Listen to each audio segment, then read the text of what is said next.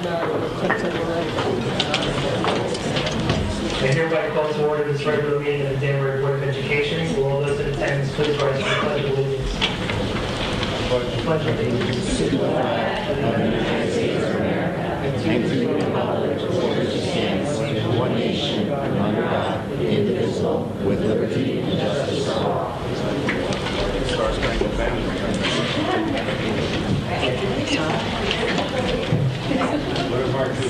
In our recognition section this evening, we're honored to have the mayor here this evening. The mayor is here to present the Danbury Education Foundation Grant Awards for this year. So at this time, I'd like to turn the floor over to Mayor Dow. Thank you, Mr. Fox. Appreciate everybody being here. But by the way, we got to work on the pledge. All right, that was way off sometimes. I just want to share that with you. But once again, I'm back to present. I'm going to move over here to present some awards for the Danbury Education Foundation. The Danbury Education Foundation is a 501c3 organization. Whoops, throwing checks around earlier. 501c3 organization that was organized back in 2004 by my administration, and its mission and goal is to provide extra funding for staff members for things like curriculum, classroom development, classroom management, technology, and those kinds of things. So we had a number of awards that we want to give out tonight. If they're not here, they don't get the money. We're just going to divide it up amongst everybody else. It's approximately a little bit more than $11,000 worth of grants that we're awarding tonight. I raised all of this money personally by begging everybody in the entire city to donate, so it is tax deductible. So in no particular order, I'm just going to call out the project and ask them to come forward. The first one that we have is something called ORF Musical Instruments, or ORF Instruments, by Marie Williams for King Street Intermediate School. We have an award for her for $1,025. I think that's to buy one instrument. One instrument. $1,000. We're in the wrong business, but congratulations.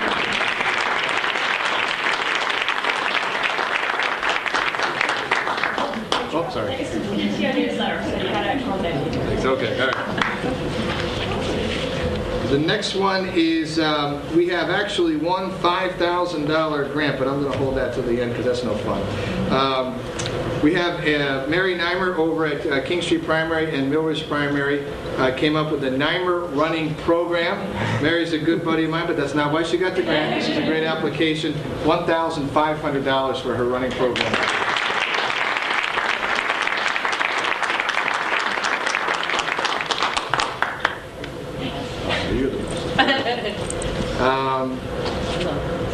We now have an award for Aprendido Juntos, Learning Together, by Linda Mitten and Christina Roth, for Danbury High School and King Street Primary. This is a program that's designed to work together with both organizations. It's a check for $550 to get that program up and running. So congratulations.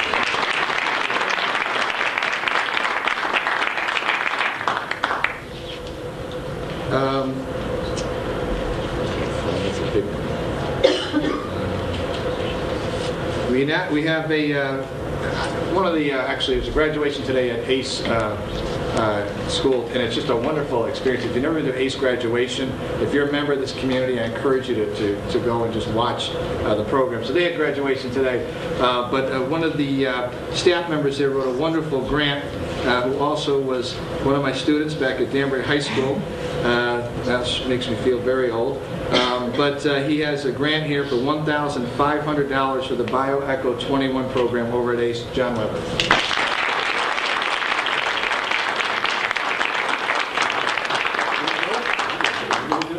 He's doing the lake, the Moose Lodge does this dip where you jump in the Lake Kenosha. I did it like 2 years in a row, almost had a cardiac.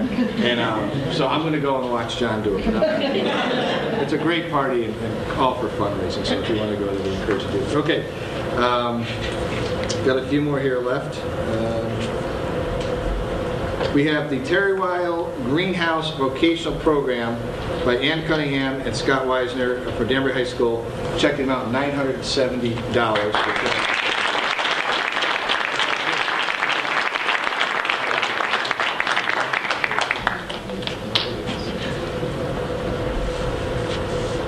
We had a terrific grant that was written for the high school book club. written by Natalie Kohler. So we have a check for her for $1,432.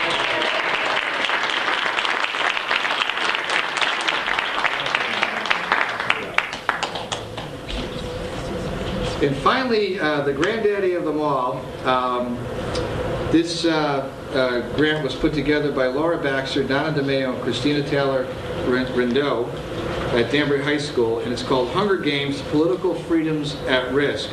And this is a check for $5,000 for the grant.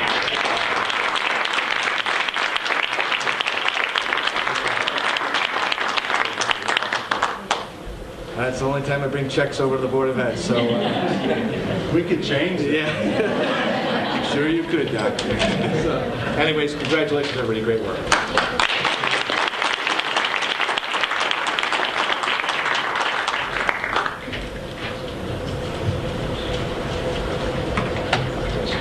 Congratulations to all of the award recipients. Also here this evening is Lisa Fries from Peer Leadership. We're here to recognize the Peer Leadership 2011 Spin-a-thon, raised over $9,000 to help our military heroes. So, Ms. Fries, would you like to a couple of minutes?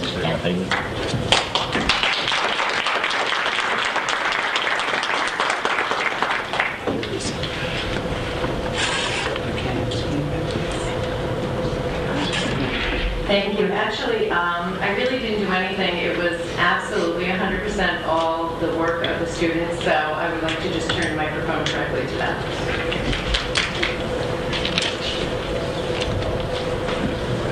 Well, first off, we'd like to thank Ms. Fries for helping out so much, because she actually did so much for our group, like throughout the whole thing. And Mr. Fay too, and Ms. Cal, our marketing teacher, and everybody. And basically how we got involved with taking on the Spin-a-thon raffle basket management like portion of our community change project was we had like a real emotional attachment to the project like pretty much as a whole.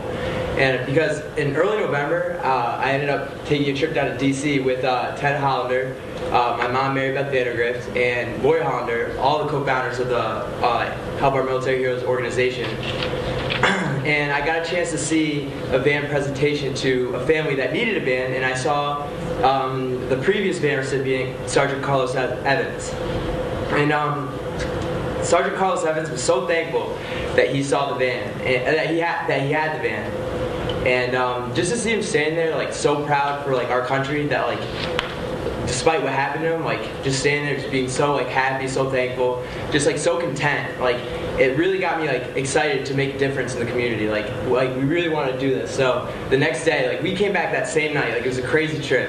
That same day, the next morning at school, I like told Casey, who's not here, Casey Wright, Dayan, and Mike about Sergeant Carlos Evans and like what kind of guy he was, like the conversations I had with them, and they were all just real fired up to get involved. And like as soon as we got the raffle tickets, we like started selling them. Like we were just determined to fundraise. And on the event day, we had about 22 students out there helping, like around the gym doing things. And like they were selling tickets, writing out tickets, like distributing food to the people who just worked out.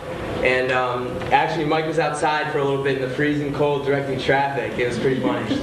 But yeah, I like to toss it over to Dayan, and he's going to kind of talk about how we worked on the project and what kind of things we got into. Thank you, everybody. I'm Dayan Rosado. I just want to talk a little bit about how we prepared for this project. Definitely when we first heard about this project, we knew it was going to be something big and something overwhelming. And we knew that we were going to have to work together as a group to get things done. It was a great experience, and we did so much to really make it successful. I mean, since the beginning of the year, myself, Andrew, Mike, Casey, and another classmate, Corey Dean, who's not here, who was part of the DECA portion of it, we were working our butts off, literally. I mean, we went from meeting to meeting, like every other day we had different meetings with Mrs. Hollander, and we really wanted to make this a success. We had the media, Miss Eileen Fitzgerald. She interviewed two of my classmates, and she really helped us out, get it out to the public, and we definitely appreciated that. That was great. Thank you for that. We had school assemblies where we talked to the students on community change, and they really brought into it, and I think that's how we raised so much money for this event. It was definitely a lot of work, but it was so worth it. Just the feeling that we all had after the event was done, it didn't matter how much work we did, because we knew that we did something that was so good for a family and somebody that helped us out. It was definitely well prepared, and if I had to do it all over again, I would do it in a second. Thank you. All right, I'm gonna talk. I gotta get my notes. The day before the spin-a-thon, me, Andrew, and Casey Wright went to the Marine League in Richfield, Connecticut, where actually Casey and I first, because Andrew have already met Carlos. Casey and I first met Carlos Evans. Not only did we meet Carlos, but we also met many other veterans that told us stories about their service and like what they went through. And not only were we shocked, but it made us care even more about the project and raising money for this cause. Besides us, everyone else there was eating, having a great time, talking to everybody, and I think it was just like a good connection with all the Marines. The next day was a spin-a-thon, which was really, really cold. We didn't get to have the parade. But Sergeant Carlos Evans came in and he made an emotional speech in front of many people who were there listening, like all ears for him, and also the Patriot Guard was there next to him while he was speaking. One of the most touching moments I've ever witnessed in my entire life. After that and before that, people were participating in many events such as Zumba, hip-hop dance, boot camp, and spinning. But there was also other ones that I wasn't really sure about. But in total of the raffle tickets, we raised $8,095, which added to a total of $177,000 that through just that day that we gave to help our military heroes, and we would be more than happy to hand the check to help our military heroes at the holiday. Thank you very much.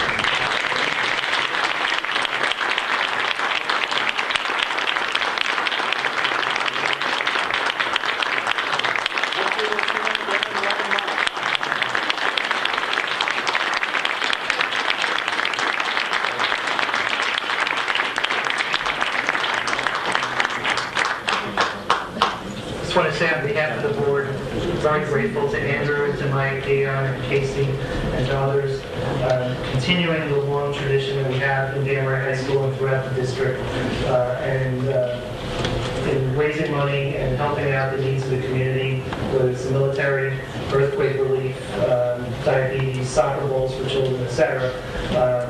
You're maintaining a very strong tradition here in Danbury, and we appreciate all of your efforts. Thank you very much.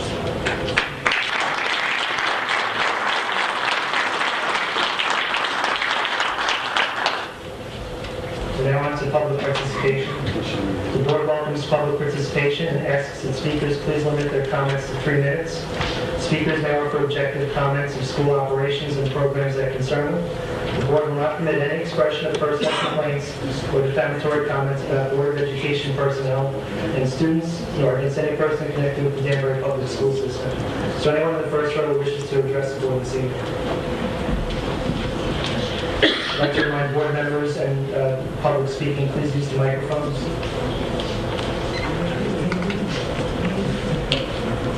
My name is Kimber Windus, and I am a King Street primary parent.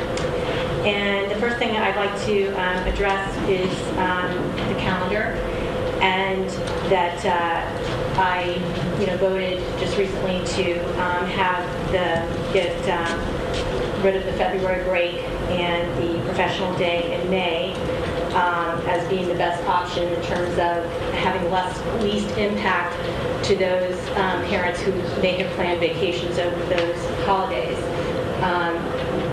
a lot of people do both, but I think that in terms of the least impact, it would be, if they kept the April break, because I think more people do plan to do things over those holidays.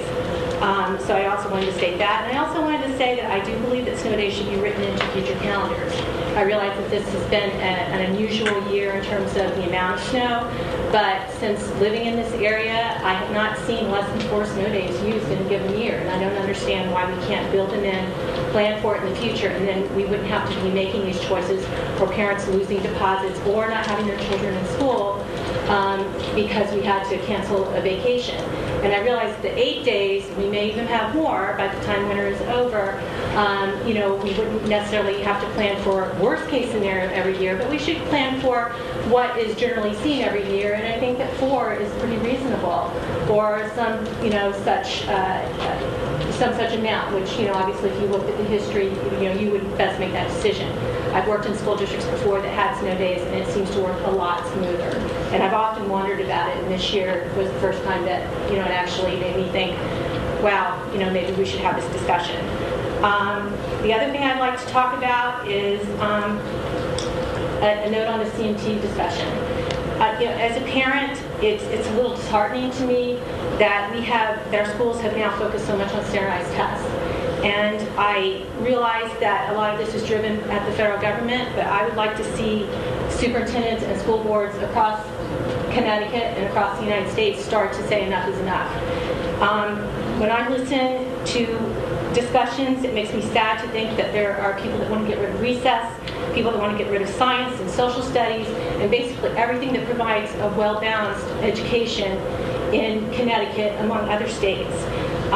Just anecdotal evidence, I've done some work in schools. I've asked 8th graders here in Connecticut, not in our school district, if they could tell anything about the solar system. These children could not tell me that the Earth revolved around the sun.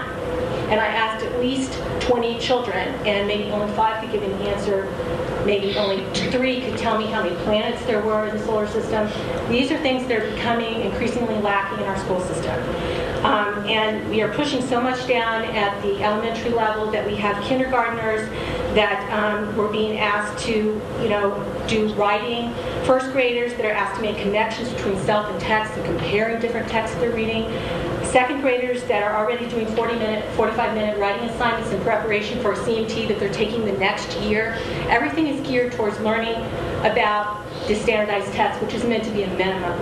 And we're shortchanging our children by not allowing them to have a breadth of knowledge introduced to them, preparing everything based upon the standardized tests. And I challenge the board here, and I challenge the superintendent to get together with other boards from other schools and from other superintendents and start talking to the state about making some sense out of this. Thank you, Mrs. Winters, for time's expired. Thank you very much. That's pretty much all I need to say. Thank you.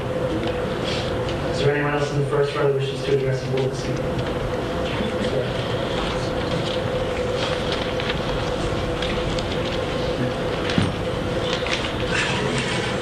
Hi, Kevin Haddock, Danbury resident and King Street intermediate teacher. I want to talk about the calendar this evening.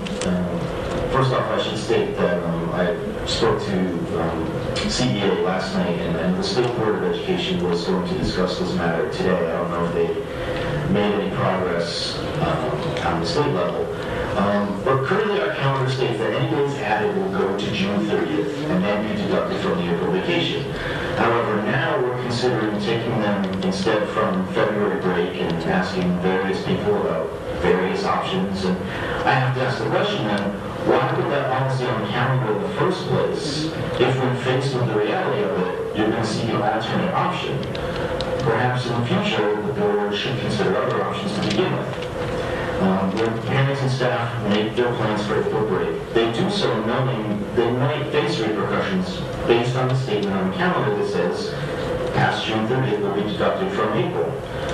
If we prematurely remove the days from the April vacation, staff and parents will find themselves in a dilemma. This is really unfair to them since they're planning those trips knowing the days will only be removed if we went past June 30th, which we have not reached. If we remove the days from the February break, Staff would also be affected for booking a trip that they never fear would be jeopardized, since the calendar contains no warning of days being removed from the February break. And so they should not be penalized for that. With that being said, for me personally, I'd like to see the February break eliminated and the PD day in May turned into an instructional day. However, no one should be penalized for that. And I'd like the board to strongly consider its future policy on snow days and building them into the schedule, as the previous speaker said, so that you're not setting the calendar with an option that you don't intend to fulfill. Thanks. Thank you, Mr. Haddon, for your presentation. Anyone else in the front row wish to address the board this evening? Second row, Mrs. Steichen.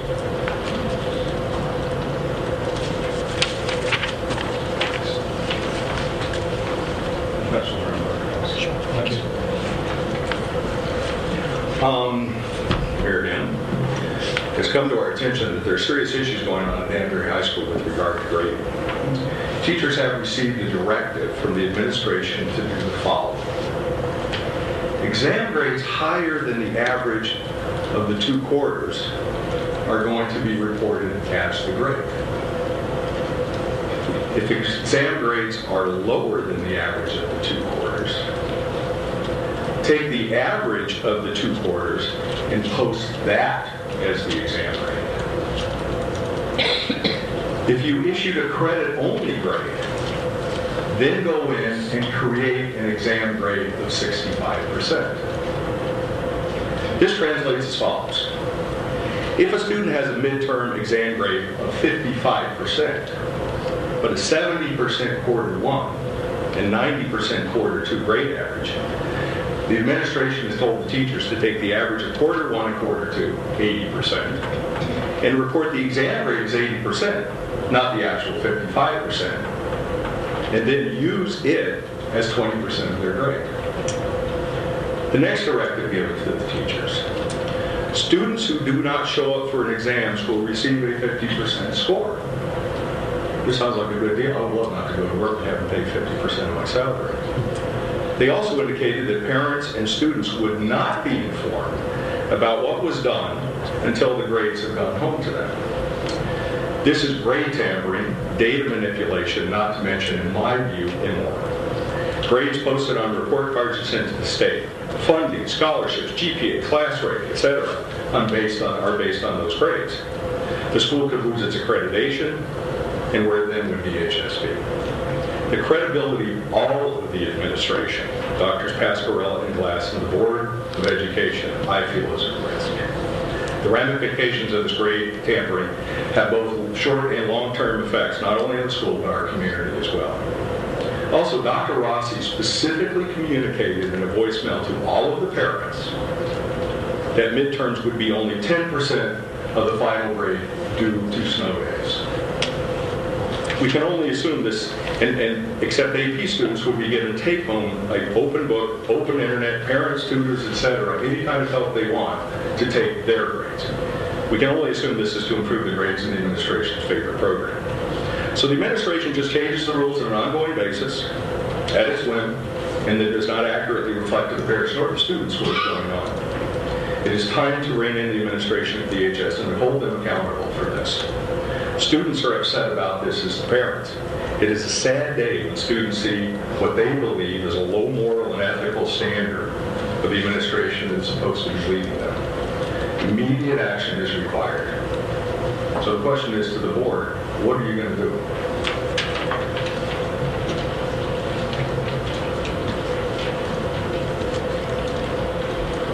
Thank you, Mrs. Steichen, for your participation this evening.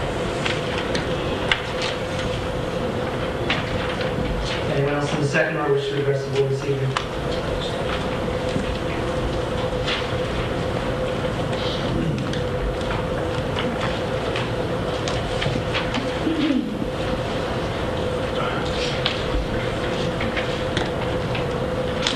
I'm Sandy Steichen, and I'd like to give you my 3 minutes of time to respond to the previous speaker.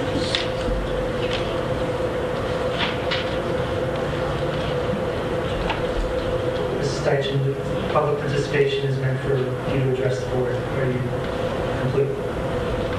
Thank you. Then will respond to us at some point. we will move on. Thank you. Anyone else in the sector that wish to address the board this evening?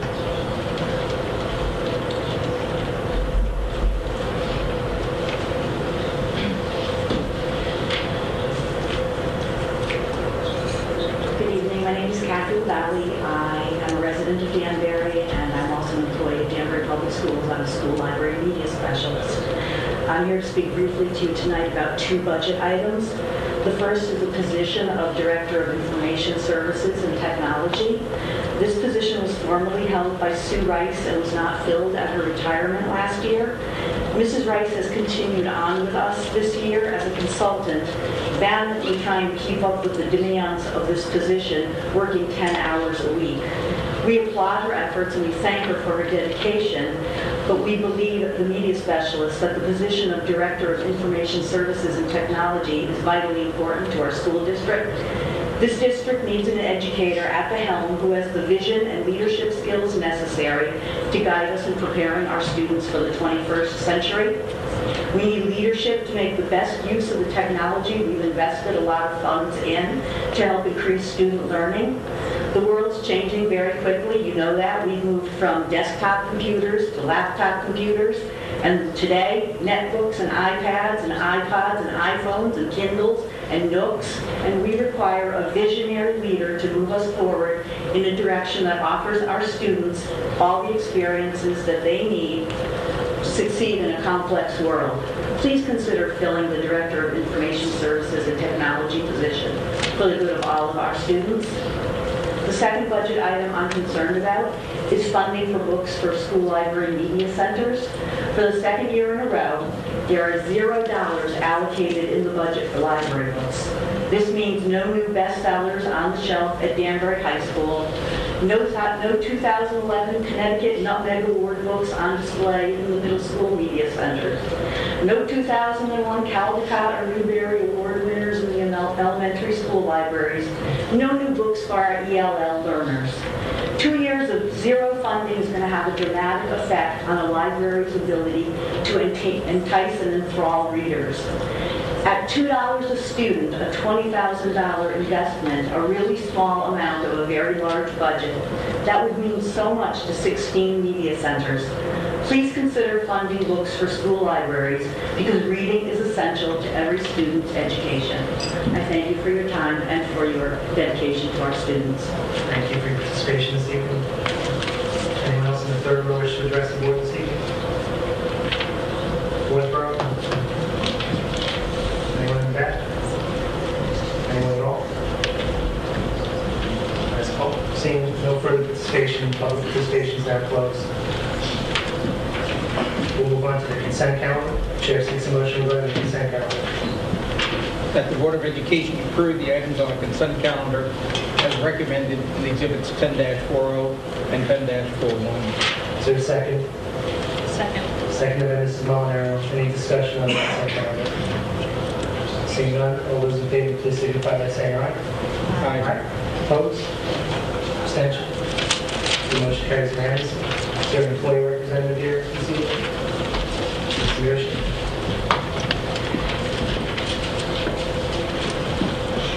Just two quick items. I spoke with Dr. Pascarella yesterday about the phone calls that went out to survey about the school calendar. Just so you're aware, I know we had the discussion he may have already mentioned to you. I've had reports, well, some teachers did not get that call at all because they're not on that service. I haven't seen the results, but and other people reported getting it multiple times. So understanding it's the first time it's been used and there are glitches, but just so you're aware of that. And the second item was we had agreed during our last negotiation to report out by January 31st about two items that we were going to work with human resources on, e-learning and it escapes me. Professional development. The PD committee, thank you, I'm sorry. And due to snow, we've had to postpone that. So we set negotiation dates for March 3rd and 10th. So hopefully we'll have something to report out shortly on those two items. Thank you. A couple of meetings ago, we brought up anytime the students wish to opine on matters before the board, the students' input is highly solicited. We're highly soliciting your input. And we really want to know what the students feel. So, any issues that present themselves in the school or that are on the agenda, feel free to participate in the discussion and to bring those items to our attention. You are representing the students of the district, so we appreciate your participation. Thank you. Thank you. We move on to the superintendent's report. Dr. Pasquarello, you have the floor. Okay, thank you very much. Let me start, as long as I think I'm there, so let me start with the snow removal. Just, I think the A will take a few minutes. Just to report, because it's been in the news, Danbury, we've been very fortunate. Mr. Idarola and the inspectors have been on the school buildings and on the roofs for the past 10 days, 12 days, and they've done a yeoman job in clearing the roof. They've hired outside consultants or outside contractors. They've actually, the fire department has just been wonderful helping out. They, because of special harnessing, have been on the roofs. The principals have been calling me and most appreciative about the help they're getting from the city. So to date, it's vigilant on our part. They were out there today again to keep inspecting the roof, but so far things are okay. We're very fortunate again that we didn't get any storm jet this week for a number of reasons, but that certainly helped us with our possible problems with the roof. So I publicly want to thank the city for the work that they do and have been doing for us. Legislative update, just the big thing coming about is very possibly there will be some change in kindergarten dates. I mentioned it to you before. September 1 may be used as an entry slate for K. It looks as though it will be phased in. There are a number of other items, but right now these are bills that are just raised. Whether they go forward or not, I don't know. So as soon as they start getting serious about moving them forward, I will start bringing them to the board regarding information for you to be cognizant of. I think we have a legislative meeting with our legislators on the 24th that Linda Pasco is running. Is it the 24th? Do you know where it's at by chance? We have not secured location yet. They'll be sending out information shortly. Okay, so we'll have that meeting. Hopefully by then we'll have some other information from them. If we could, I'm going to turn it over to Bill in a minute, the school calendar. Our school calendar is very definite in terms of how days are going to be used. We don't build the days in, but in essence, we just keep adding the days on until we get to the end of the school year. This has been an unusual year, and that is why I'm coming before you, asking you to think about the days that we have ahead of us that we should turn into school days rather than vacation days. I think the youngsters have been home enough. Part of this whole process has been to break the cycle of influenza, and kids are, in school over one period of time. The February break presented itself. We have a very short break. We don't have a long break, but still it is a break. Families have planned accordingly. But I stand here telling you that in June, we began getting phone calls to release schools, because of the heat level. So not only are we losing school now, I will venture to say we'll be losing schools if we go too far into June.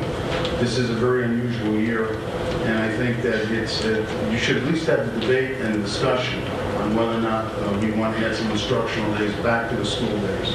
With March coming in, as with testing and what have you, we've already had such a episodic year. It's been really affecting us in not a very positive way. That you consider those 2 days and the half day on Thursday as full school days. We did do a survey for the first time. Our new alert system has that capability. We were able to send out information. As Mrs. Murphy mentioned, not everyone received the call. Some folks have asked to be off the call list.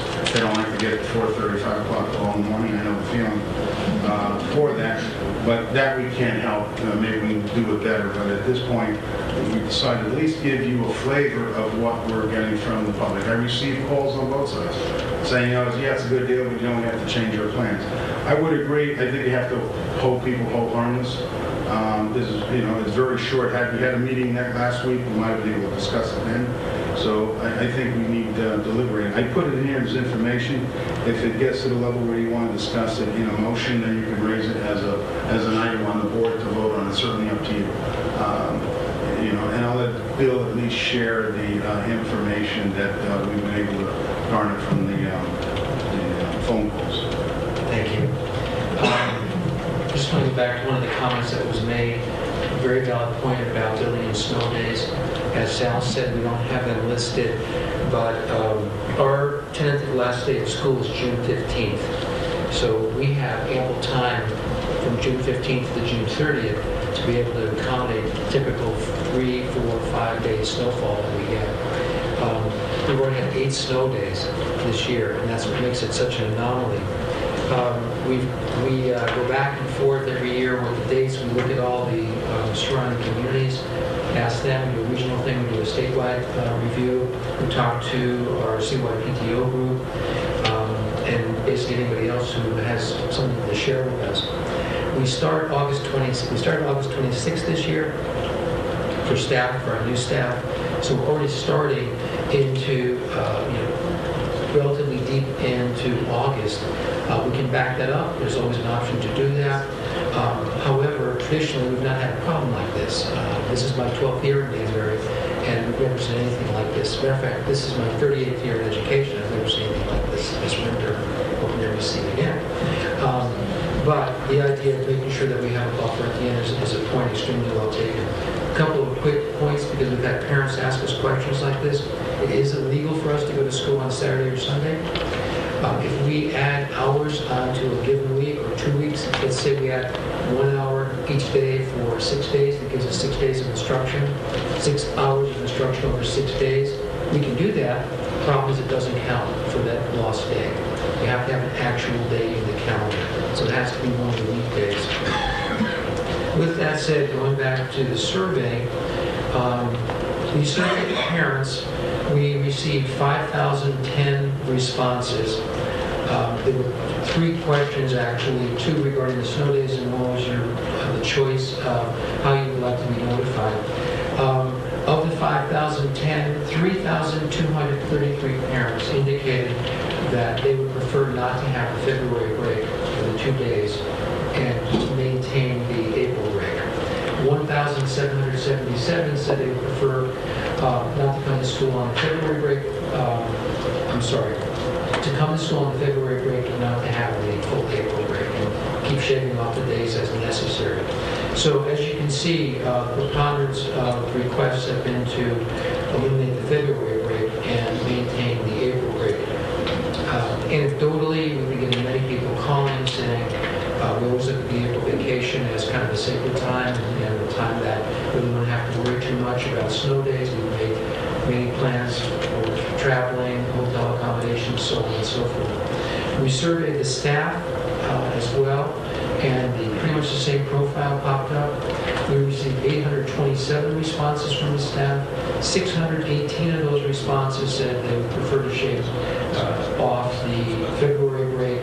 209 said they would prefer to take it off of the April break. So the overwhelming feedback coming in from those folks who have responded support the idea of the board at least considering the February break as being eliminated.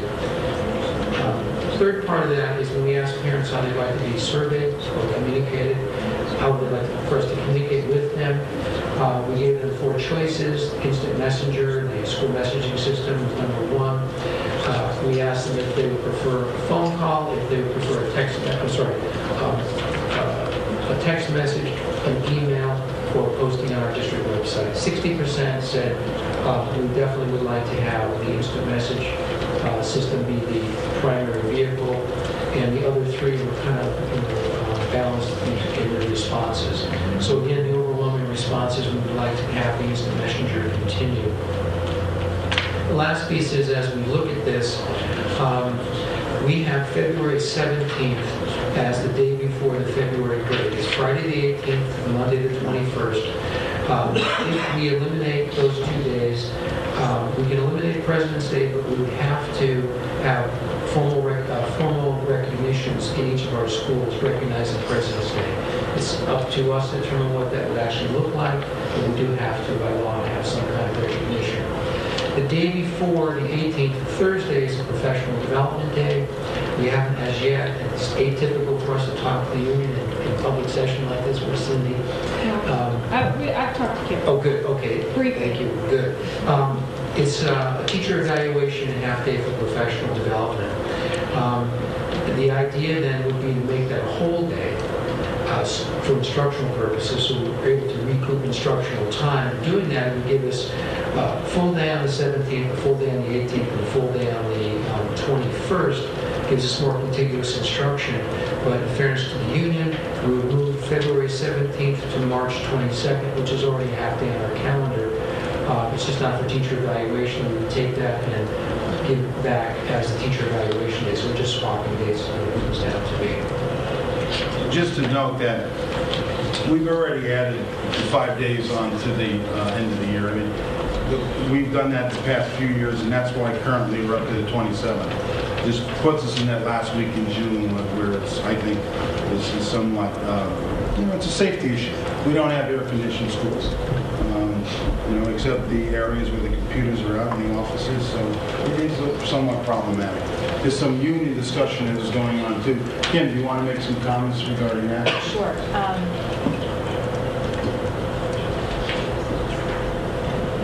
Let me just start by saying I had the good fortune, just in terms of time, to go to the Pasco, Connecticut Association of School Personnel Directors meeting last February, and I can assure you that my email... Not last February. Last Friday. And I can assure you that my email is overflowing with the dialogue that's now going on among personnel directors.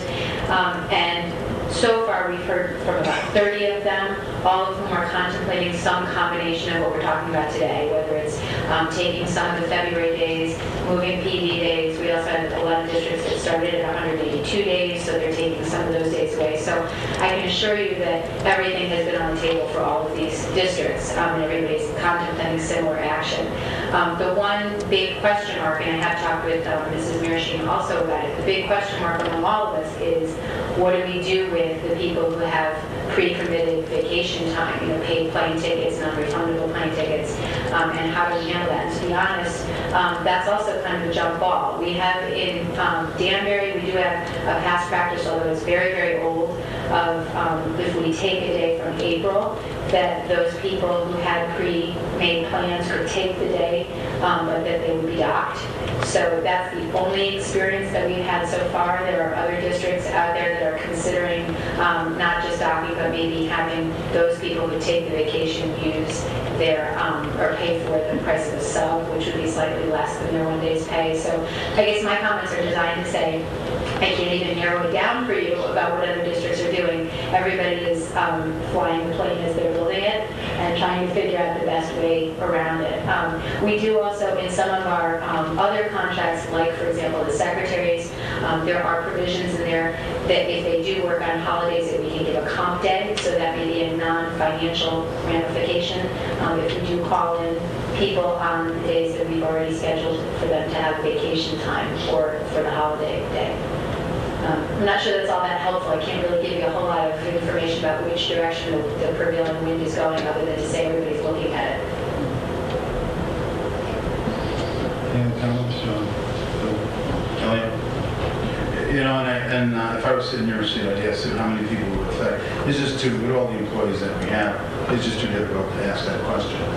It's 2 days. I would agree with the speaker. I would hold them harmless and figure a way of using personal days and what have you, if they can demonstrate that, in fact, they had a prearranged vacation. And kids shouldn't be charged an excuse absence as well. If you were to decide to think about, what we have. You can see it's brought a lot of problems. It would be easier just add the days to the 30th, go into April, and and let the but I think you need to at least think about it. Mr. Janelle. Sal, in the packet, there's a letter from you to the board which makes reference to a May 27th. We discussed that, not to illuminate that it's problematic for us. There's a lot of commitments made that day. So we're not going to Yes.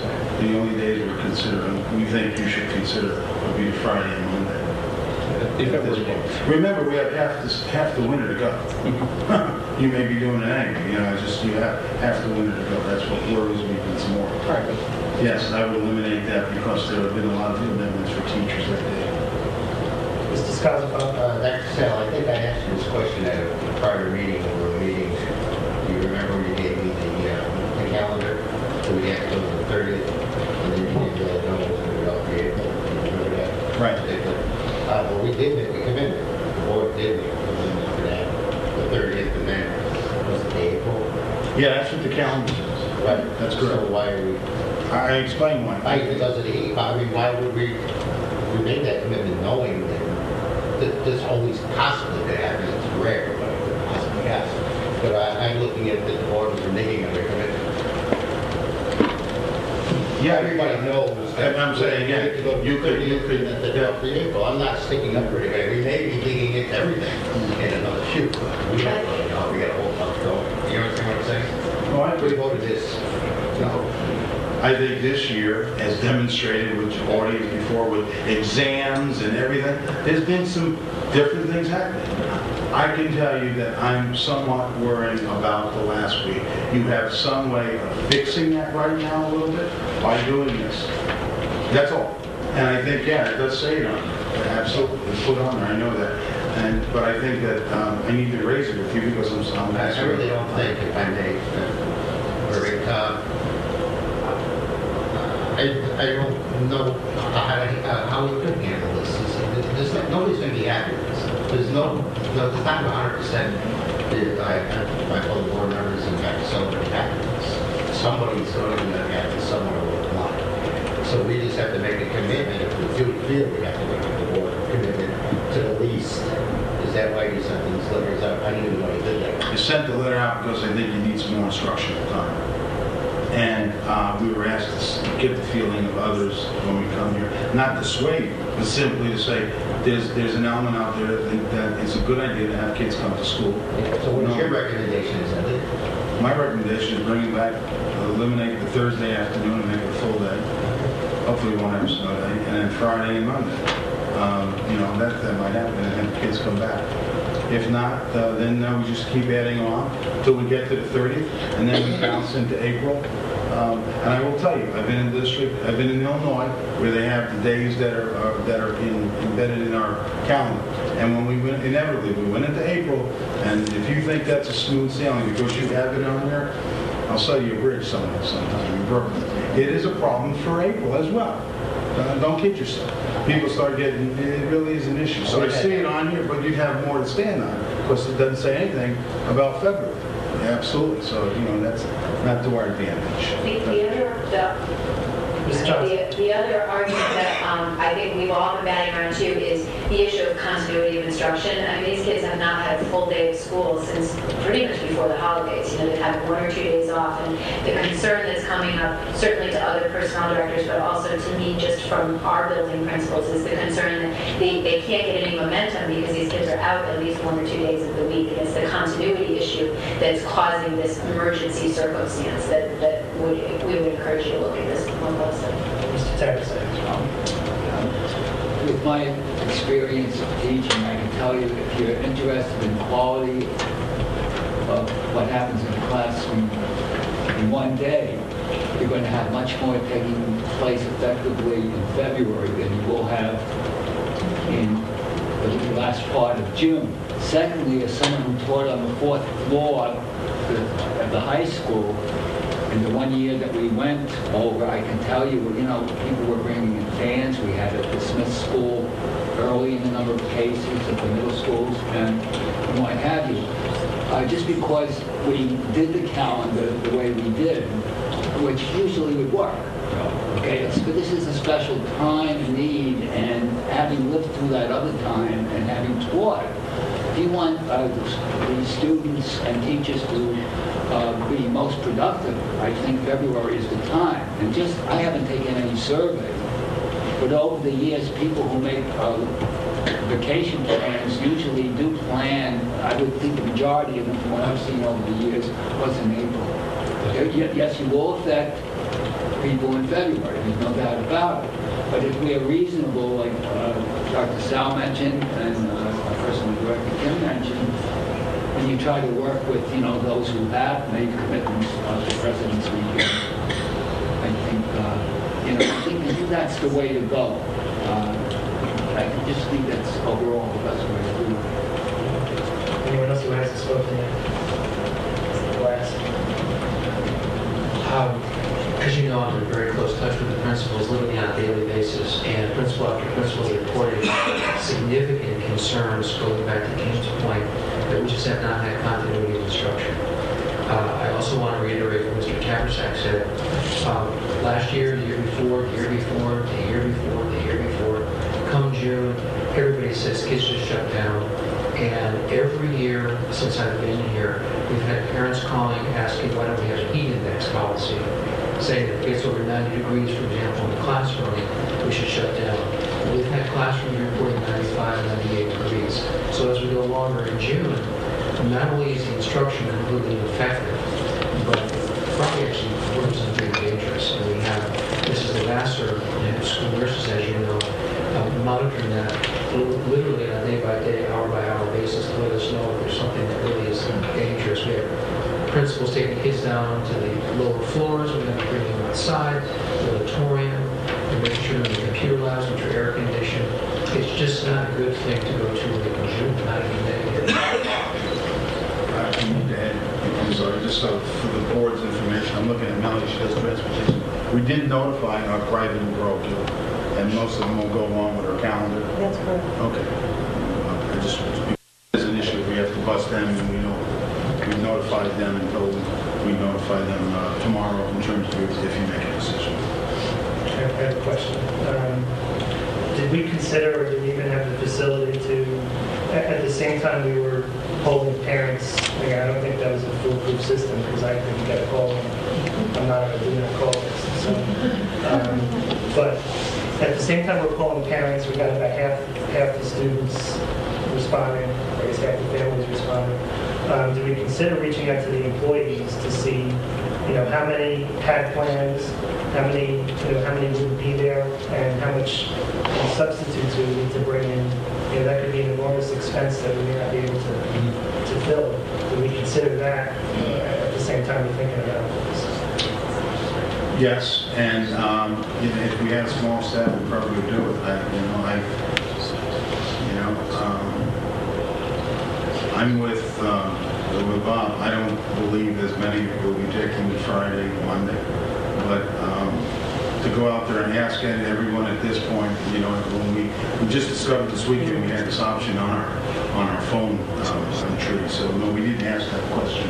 How many we could have added that, but we did not add it on there. Can't explain why you didn't get a call, because if you get a call in the morning, you should have gotten it then as well. But that's an unknown at this point. That's when I preface my remarks. It is an unknown at this point. I can't tell you. If you do this, I'd have to, we would see how many were applied, and then I can report to you. Just tell me, and we'll get it out there and we'll see what we get, and I'll let you know. I don't know, we have 800 and we have 1,400 employees. 1,400 employees, right. They just have to document to us they had something before. We just didn't do that. Do we have a phone tree for employees similar to what we have with our students? Well, employees get they're on the phone for the snow delays and everything. Same thing we had for students. Very staff. Right, so you could have sent a generic note to the students to employees, but there's no way for us to tell how many students responded and how many employees we'd be short or how many substitutes we'd need that day.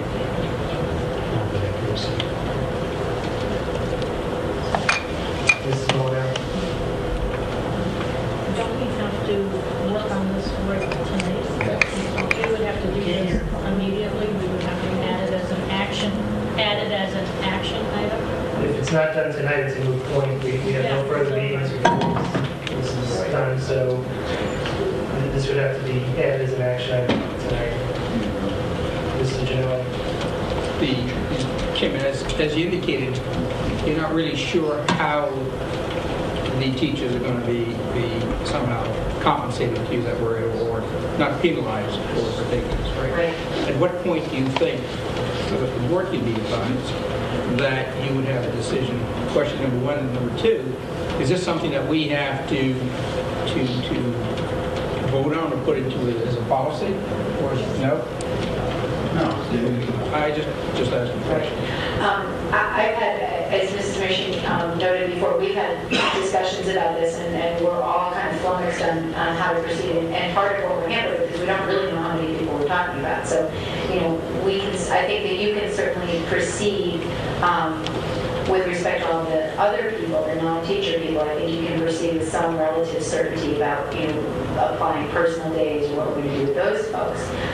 But with the teachers, it's a difficult question, partly because there are two groups, as somebody said earlier, who are going to be angry. I mean, the group that has the prepaid vacation that wants to now take the time, and the group that doesn't have the prepaid vacation that are sitting in the classroom teaching when their colleagues are off on a paid vacation. So the union is, with all respect, a little bit between a rock and a hard place, because they're going to have somebody that's not happy. So I'm not sure that, you know, we have brainstormed about whether we can come to some resolution about it, but we haven't as of the time of this meeting. I'm able to put some guidance on it, I guess. But at some point when you do, I think you should at least advise board members as to what you've done. I don't think we can always appease everybody. The other thing is, if we make a motion to put this on as an action item tonight, we have an unknown cost factor. Putting something, or voting on something, doing something, because time is of the essence to do it, and we don't really understand what the financial implication is to a particular budget that's kind of lean to begin with. Right. I mean, to know with any certainty, we would have to have all the people who have the plans have submitted their documentation ready, and we just don't have that. I mean, what some districts have said is those people who can submit evidence of financial hardship by a certain day. Mrs. Mershing and I discussed by the day this board takes action. So in other words, anybody who goes out and buys a ticket tomorrow will be able to take the time. But by a certain day, we just don't, she's not able to, and I'm not able to get a handle on how many of those people we're talking about. We haven't had the time to be able to gather those sorts of applications, really. And again, worst case scenario is you can have just a lot of, without a firm policy or discipline, you can have a lot of people opting not to be there, all right? You can have substitutes that you can't get, so you can have just chaos on your hand. But looking at it is playing the devil's advocate. Yes. I mean, I'm not saying I don't know what to do, and I'm sure you don't know what to do because it's having a crystal ball, but I'm just trying to understand the parameters. Let me follow up on that. In your estimation, or is there an estimate, what is the upper limit of the number of staff people that could not be present? It'll vary from building to building, but if we have 1,400 employees and 700 of them aren't there, even if we had the money to pay for 700 substitute people, logistically, we couldn't find 700 people. So you're going to have masses of students in buildings with no supervision. The question would be, roughly, what is the upper estimate of the number of substitutes we could possibly get in for that time period should the need arise? The only thing I could look to as a comparator was we have had days like days after holidays where people have called in sick and we've used subs. That number has run us as high as 10% of our teaching staff. So that would be about 80 teachers. And what I understand from our sub-service is we can run in the spring days anywhere between 80 and 100 subs that we need on any given day. So I don't think that's an unreasonable estimate. But then again, you know, not a lot of people are going to have proof of financial hardship. So I would say somewhere that would be an outside limit, that 10% number. And again, you can carve out of this discussion the 52-week employees because they'll have vacation days or sick days that can, or personal days that can be applied. So really, we're talking about this other group. And if you figure with the secretaries, if we can negotiate the comp day as opposed to a payment of a day. We also talked about whether it was essential to have everybody in or not.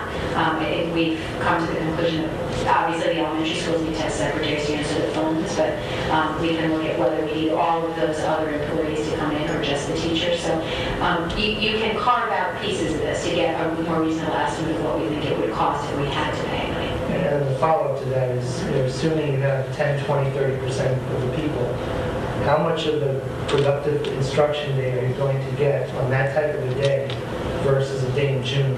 Is it going to be any better? I don't think either day is going to be that much better, especially considering on Monday you have to arrange for some special programming to recognize the holiday. I don't know how we would do that, all of that with the skeletal staff and have a productive instruction day. I don't understand how that would happen. Well, the program could be announcements over the PA. It could be, I mean, it doesn't have to be everybody come together, having major assemblies. This is for all its issues. You know, I know that. Again, I've been doing this 37 years. I don't know if there's going to be 30% of our teachers that are going to be out. You have, you know, you see what you have.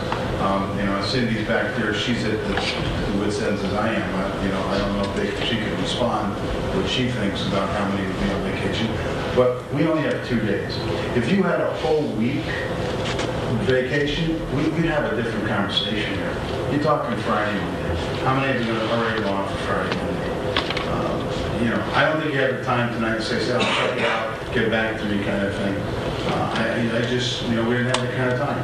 We really didn't have that kind of time. When I talked to the superintendents around here that did it, they had saying that, you know, it was a 50-50 kind of thing. They weighed on the side. We should be able to put our instructors in there. Reading had a whole week off. That's right, we had a whole week off, and that was obviously a hard discussion, and they took the week away. They were going to go on Monday, but the Tuesday, Friday, are not taking it back. Yeah. So, you know, I mean, it varies. I think our risk is much less with Friday is all we can do. And to take one day and not the other day really doesn't help. It's either we do the weekend or we just don't, and we just head on to the end of the year and 1 day if we feel too uncomfortable. Cindy, do you want to make a comment? Do you mind if I ask? I would be interested in hearing what the union representative has to say. If she has information.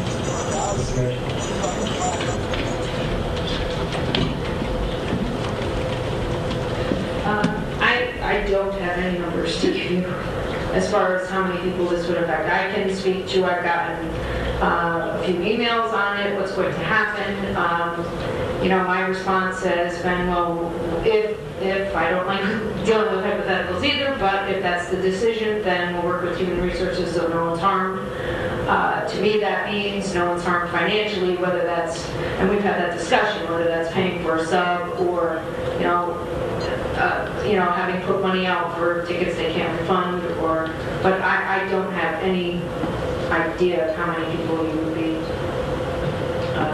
You've been teaching in the district a long time. No, not that long. Not that long. 15 years. When he said he was going to I said it's over. Your sense of people taking vacations away, any feelings of? No, we've had that discussion too. I spoke with Betty Anderson, who's been in the district long enough to remember having taken off April because that's what the calendar stated. Again, she said at that time that she recalled they worked things out so people were not harmed in that scenario. And since I've been here, I don't remember April being taken. The only one that we could find, which I alluded to earlier, was Joyce had mentioned that it was 88, 89 when we took a day, and everybody that took the day was allowed to take the day but was docked. The other piece I think that's tough with this decision is that you're talking about the timing of it. Many people that have made plans have made plans, I would think. You're talking about just a week away, so we don't have to. Anyone else who hasn't spoken? Mr. Janela. I think we're jumping through hoops with a lot of unknowns here.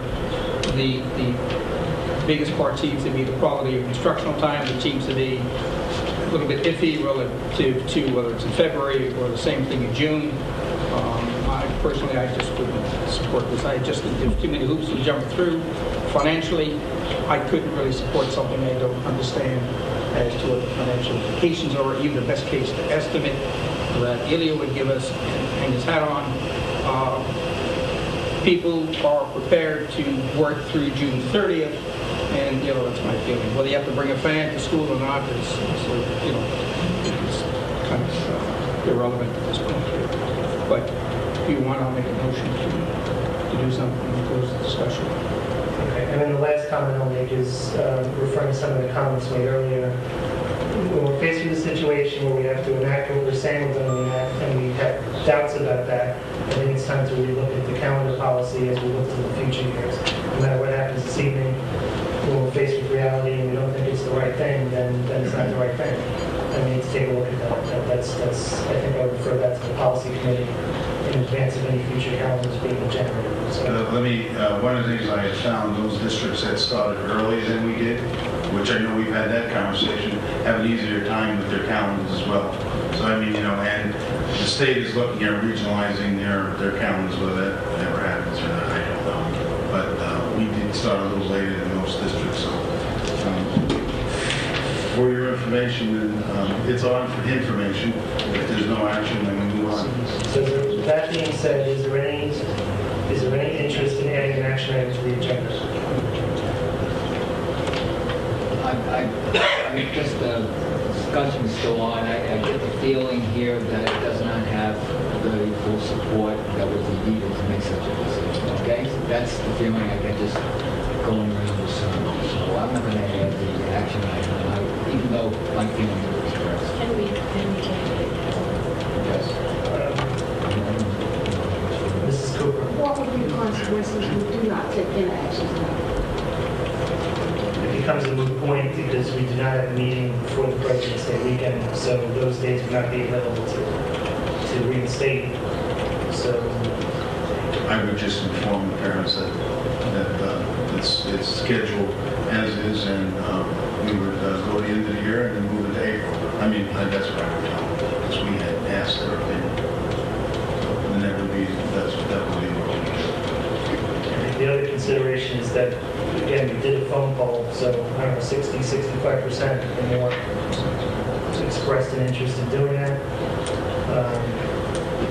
Yeah, I've spoken to a lot of people who have felt the same way, and it's roughly the same proportion. So it's also, we should take that into consideration as well. Mrs. Scott's probably first of this. Mr. Chairman, I repeat this to that. I'd like to make a motion to add that to the agenda, and please get a vote on it, and then we go from there. We hired a superintendent to make our decisions. He made the best decision he could. I don't agree with everything, but I think that our professionals have agreed that it's much easier to go to school in terms everywhere than it is in June, and I agree. So I make a motion. So there's a motion to add an action item to the agenda. Is there a second? Second by Mr. Taversack. All those in favor of adding an action item to the agenda, please signify by saying aye. Aye. Opposed? Abstention? Motion carries unanimously. Is there the chair seeks a motion? I'll make a motion to add to the agenda to accept the superintendent's recommendation to reinstate Friday, February 18th and Monday, February 21st as school days. Second. Seconded by Mr. Taversack. Any further discussion on the motion? Or any discussion on the motion? Seeing none, all those in favor, please signify by saying aye. Aye. Aye. Opposed? Mr. Janelle is opposed. Abstention? Motion carries. Mr. Janelle is opposed.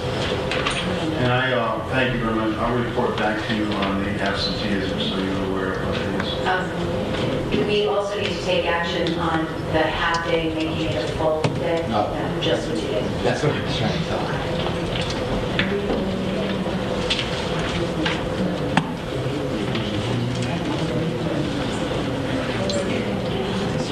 It's a school day, we're just going to keep it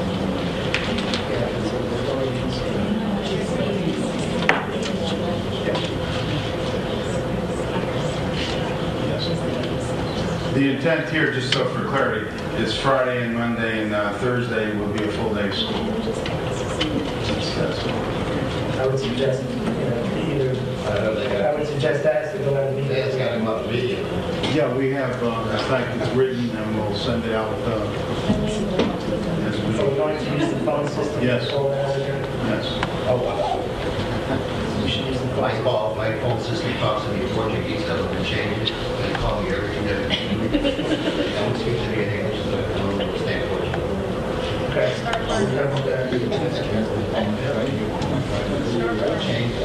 Do we have any further items on the superintendent? Dr. Pascarella? We're still on the superintendent's report. You haven't finished your report yet.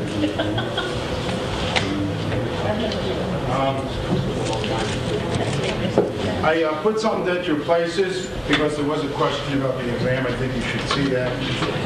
Something that's going out.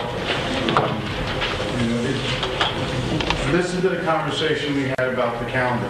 Can you imagine the conversation and the time that was spent on looking at high school and assessment? It was a very difficult decision for them to make. They tried to make it in the best interest of youngsters. So before you is something I wanted you to have. That is something that's going out tomorrow it'll go with the report cards, and also there'll be a message that goes home. We don't make comments about the audience of citizens. There are some things that in here I think might explain, put some context to what we'll discuss. So I put that before you. I have nothing else at this time. Thank you. Okay. Thank you, Dr. Pasquarello.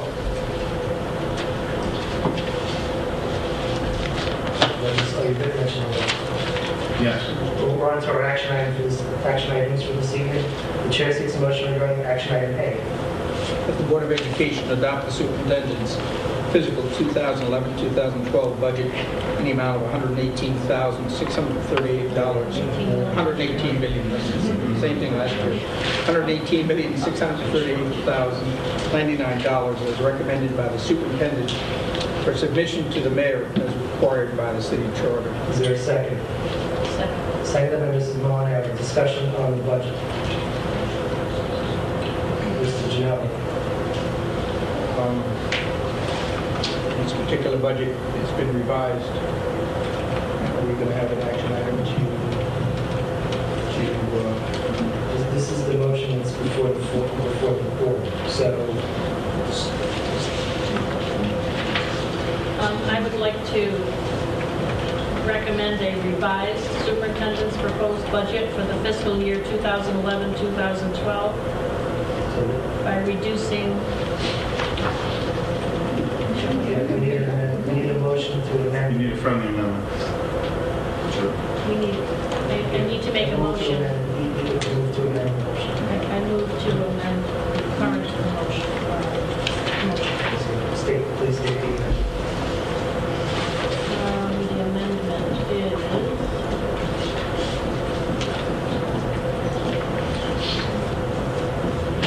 I'm going to amend the current motion of the $118,638,099, and we would like to reduce the, shall I go on? Reduce the account number 201 by $512,152. Reduce account number 202 by $18,228. Reduce account number 203 by $54,684 for a total reduction of $585,064. And to revise the Finance Committee adopted superintendent's fiscal year 2011-2012 proposed budget to $118,053,034. Is there a second to the amendment? Wow, that was... Seconded by Mr. Fazio. Any discussion on the amendment? Mr. Tarasek. The original amendment was made in good faith by what was before the Finance Committee when they met a few days ago, but the Finance Committee had made, and Mr. Longo and the administration had made it clear that there was an ongoing process trying to renegotiate certain items, the highest one being the insurance rates with the carriers. So the original budget that was proposed made sense when it was written up, and this is just more recent information on what has occurred, and I think we should all applaud that it's going in the right direction. I think everyone concerned with Danbury's education should be glad it's going in that direction. I think for the board's information, I would just have Mr. Longo describe the accounts that have been amended and what those represent and what those accounts. Thank you. Accounts 201, 202, and 203 collectively represent all of the district's healthcare accounts. 201 is the general medical health account. 202 for dental, and 2 and 3 is the appropriation for our prescription costs. The medical is fully funded, and the dental and prescription remain at self-funded levels. The $585,654 proposed reduction. The original budget had a placeholder of 12% for a signal renewal rate. And I had informed the Finance Subcommittee that the negotiations with Cigna were coming daily, and I would, at the time, I asked the board to give further consideration for any future reductions. I'm pleased to inform board members this evening that since our last meeting date, we've had additional concessions made by Cigna for $585,664. The 12% placeholder has since been revised in order to a 9% placeholder. Are we at the final renewal? No, we're not. I will continue to negotiate on behalf of the board with Cigna, and as we approach the Common Council deadline for appropriations, we will have a final number to present as part of our final budget as well. The placeholder, which is a conservative and workable estimate for this evening, is a reduction to 1%. Thank you, Mr. Rondo. Any discussion? This is still a work in progress, but I think we need to thank some folks here, Kim and all of the employees that, and the negotiating team for the board. But we work together, and the co-pay premium shares, the stuff that's done in the pharmaceutical, all this has gone to assist us in controlling costs. This is not something that happened happenstance. These are issues and conversations we've had with our unions who understood by raising, co-premium shares. I thank them publicly for that and for the board for assisting in negotiating the contract. Yeah, we have a zero, but these benefit costs are very, they accelerate. Very hard to slow them down. Experience rates makes a difference, but all these other things, Kim has worked with the unions. I thank you for negotiating, and I think it's been helpful. So I want to go on record to say that. Thank you, because that is helpful. Mr. Gelli. I also want to say thank you. That's a tremendous reduction that we have in our costs. And I think it also should be brought to the attention that of the $4,100,000 increase, more than 50% of that increase is attributed to health care. That's an incredible amount of money. $2,300,000, give or take, is attributed to health care. This budget was put together with virtually no discretionary costs that we built in there. The costs that we have in there, the cost drivers, as they've been referred to in previous meetings, have all been costs that are either contractual costs or estimates that we feel relative to utilities as a best case and conservative estimate. So, and this is one of the few years since I've been on the board that, with the exception of maybe $400,000 relative to a labor cost, which is a carryover from a previous contract, we have no labor increases in that because of the participation of the unions and negotiations that we had to come in with a very, very modest increase. I hope the city takes this into account. The Board of Ed, my personal statement, cannot afford any more reductions to its budget. I don't believe we can afford any kind of monies taken away from us. But we're running really lean and mean, and I really think that it would impair the quality of education, not the teachers, but as to what we could afford for the students. Basically, that's it. Yeah, because there was a comment made, for the board understand, we have about 1,400 employees, 52 or 740 or 50 of them live in Danbury. These are Danbury citizens, and they've heard, I think, the call out there.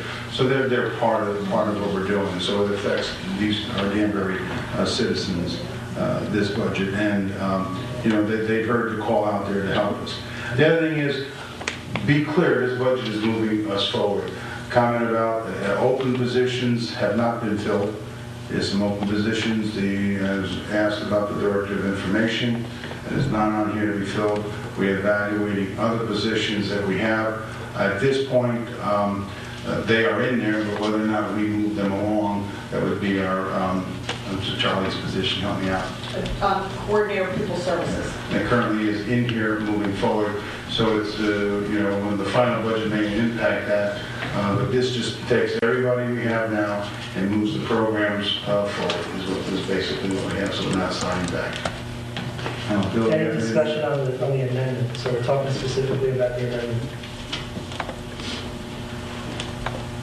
No, seeing no further discussion. I would just like to wrap up on the amendment just by thanking Mr. Longo and everyone else involved in aggressively getting our administrative costs lower. And I think we're going to need more of that as we move on through March, April, and June. So we appreciate your ongoing efforts to keep our costs low. That being said, those in favor of the amendment, please signify by saying aye. Aye. Opposed? Abstention? The amendment carries. Abstain. Okay. The motion carries unanimously. Ms. Austin James abstains. We move on to the main motion. Discussion on the main motion as amended. Any discussion on the main motion? So what I'll just wrap up by saying, are we going to be back here in a few months? Yes. Absolutely. Would it be irresponsible of the board to make further reductions at this time, given the number of unknowns that exist, such as the state, the governor's budget is coming next week. The city still has to finalize the total pot that it can afford. For us to make additional reductions at this time, I think would be irresponsible. Just based on all the cuts that we've had over the past 3-4 years, somewhere over $10 million worth. So these are cuts we cannot afford to make. And we have an obligation to the students and to the city to move the current programs forward, if not supplement them, which we know we cannot do at this time. So I'm fully supportive of this superintendent's recommendation as amended. Any further discussion? Seeing none, all those in favor of action item A, please signify by, as amended, please signify by saying aye. Aye. Opposed? Abstention? Ms. James abstains. Motion carries unanimously. Chair seeks a motion regarding action item B. That the Board of Education approve the Danbury High School field trip to London, England, April break 2012 as Exhibit 11-42. Second. Seconded by Mrs. Alberts. Discussion on action item B. Any discussion on action item B? It's a surprise we had no discussion. We had it last time. Oh, yes, we already discussed it. I wasn't here. Seeing none, all those in favor, please signify by saying aye. Aye. Opposed? Abstention? Motion carries unanimously. Okay, that's all for our action items. Any further discussion on any? Seeing none, the chair seeks a motion to adjourn. So moved. Moved by Mrs. Molinaro, seconded by Mrs. James. All those in favor, please signify by saying aye. Aye. Opposed? Abstention? The board stands adjourned.